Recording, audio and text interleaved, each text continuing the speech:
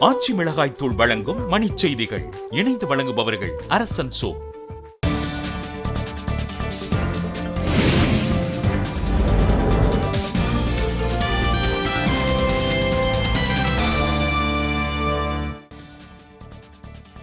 மதுரை அலங்காநல்லூர் அருகே பெட்ரோல் குண்டு வீச்சில் இருந்து தப்பிய பேருந்து, காவல்துறை விசாரணை. திருவில்லிபுத்தூர் ஆண்டாள் கோவில் குடமுழுக்கு விழாவை முன்னிட்டு விருதுநகர் மாவட்டத்தில் நாளை உள்ளூர் விடுமுறை. ஹைதராபாத் மாணவர் தற்கொலை செய்து கொண்ட விவகாரம், அமைச்சர் தத்தாத்ரேயா வீட்டின் முன்பு ஆர்ப்பாட்டம்.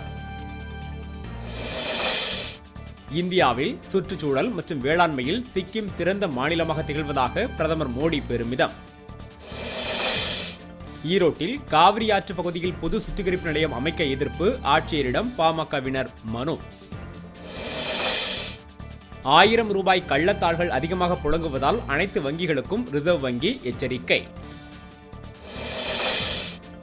ராமேஸ்வரம் ராமநாத சுவாமி கோவில் குடமுழுக்கு விழா நாளை நடைபெறுவதையொட்டி பக்தர்கள் வருகை அதிகரிப்பு.